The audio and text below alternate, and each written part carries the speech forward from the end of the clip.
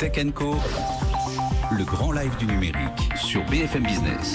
Alors, autre sujet chaud, la blockchain et la mobilité. On en parle avec ce soir l'expert Arnaud Auger. Arnaud, bonsoir. 9h de décalage donc avec toi.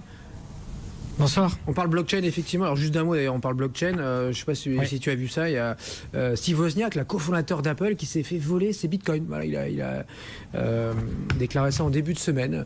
Je me suis fait avoir. En gros, il a dû vendre ça en ligne. Il en avait 7. Il en a gardé 1, je crois. Et donc, il y en a 6 qu'il a vendu à quelqu'un avec une fausse carte bleue. Et il s'est rendu compte après que la transaction n'avait jamais eu lieu. Mais les bitcoins, eux, étaient bien partis. Il aurait dû utiliser Ledger, la start-up française, pour stocker ces petits bitcoin. Bon, on parle de blockchain avec toi, Arnaud, si tu le veux bien, ce matin pour toi, mais sur l'aspect mobilité, si tu le veux bien, notamment sur ces applications là, qui se multiplient chez toi et au niveau mondial pour tout ce qui est transport de biens, de marchandises. Comment tu regardes cela ?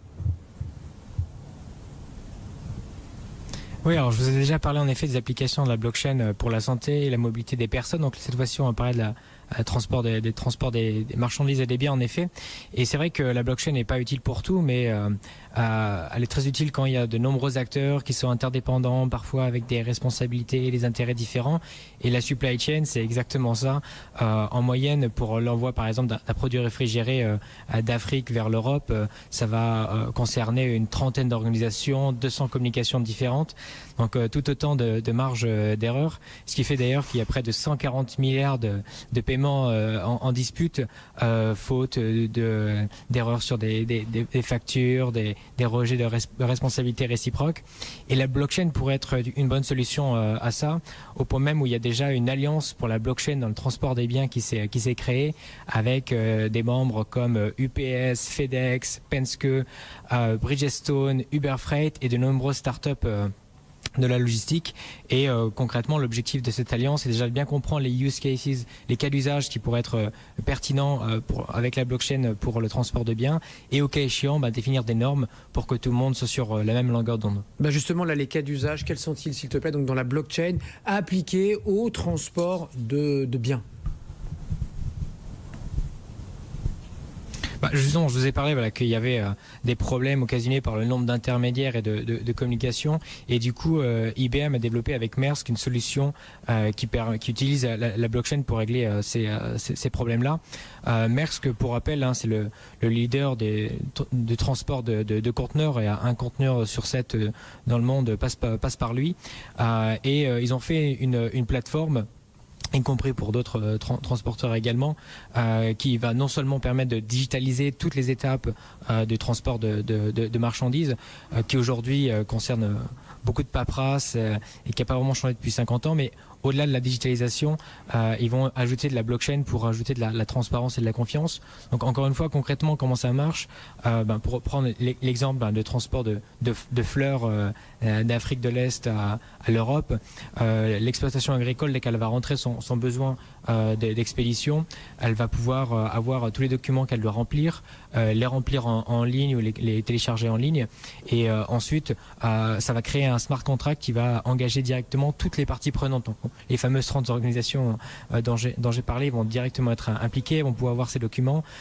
Parmi les organisations, donc, il y a aussi les autorités portuaires, douanières. Et ça va permettre du coup à ces organisations de signer en ligne. Ça va permettre aussi aux transporteurs d'avoir en temps réel les alertes sur l'arrivée des colis pour préparer les conteneurs notamment, donc améliorer les délais de livraison. Et encore une fois, la blockchain là-dessus, elle va vraiment intervenir pour sécuriser tout ça, pour être sûr que tout est infalsifiable, et donc ça peut permettre aussi de réduire la fraude qui correspond à plusieurs milliards de dollars aussi sur ce sujet de fraude. Ouais. Deux questions pour toi, parce que voilà, je fais deux questions en une, parce qu'il y a ce petit décalage là de 3-4 secondes avec toi. 9h, on le rappelle, avec la Californie. Est-ce que tu as un second exemple à nous donner? Et en bout de chaîne, là, les distributeurs, est-ce qu'ils sont aussi impliqués par cette blockchain? Oui, alors un autre exemple, c'est Savvy Technology, qui est aussi une plateforme qui permet de digitaliser tout le suivi du transport. Et cette plateforme-là, elle utilise des puces RFID, donc des capteurs qu'elle va mettre sur les palettes ou les colis. Et concrètement, elle réfléchit à transmettre ces données de ces capteurs directement sur la blockchain. Et vu que ces capteurs peuvent enregistrer le moindre choc, donc que ce soit un coup ou une chute brutale de température, avec la blockchain, elle peut vraiment déterminer qui est responsable à ce moment-là du transport, et donc d'établir les responsabilités, et donc au cas échéant de faire jouer l'assurance de l'intermédiaire en question, et donc de faciliter aussi les remboursements, les paiements, les dédommagements, plutôt que d'être dans des batailles de responsabilité. Voilà, ça permet de vraiment définir qui est responsable.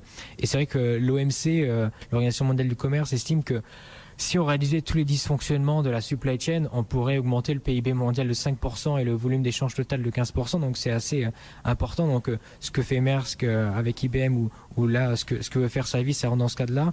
Et pour ta deuxième partie de question, les distributeurs, oui, sont aussi engagés, notamment Walmart qui travaille aussi avec IBM sur sa solution blockchain et qui a digitalisé toute sa chaîne d'approvisionnement de ses produits alimentaires. Alors, pourquoi ils l'ont fait? Pour améliorer la sécurité alimentaire.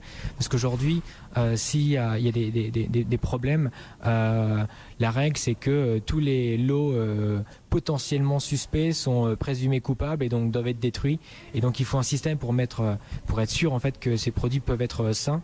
Et donc avec ce système de blockchain, on peut voir si le lot était en contact ou non à un moment avec des lots incriminés, et donc du coup d'éviter tout soupçon sur certains lots et éviter de les détruire. Donc ça permet d'améliorer la sécurité alimentaire tout en réduisant les coûts et le gaspillage alimentaire. Rapidement, si tu veux bien, Arnaud, parce qu'il nous reste 30 secondes, tu nous cites beaucoup d'applications, de cas d'usage entre professionnels. Est-ce qu'il y a des exemples aussi B2C pour demain?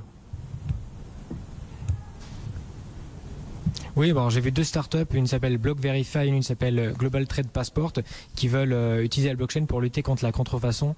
Alors concrètement, ça va permettre aux utilisateurs de vérifier l'authenticité de leurs produits qui seront enregistrés sur la blockchain, donc par les marques avec ces startups-là.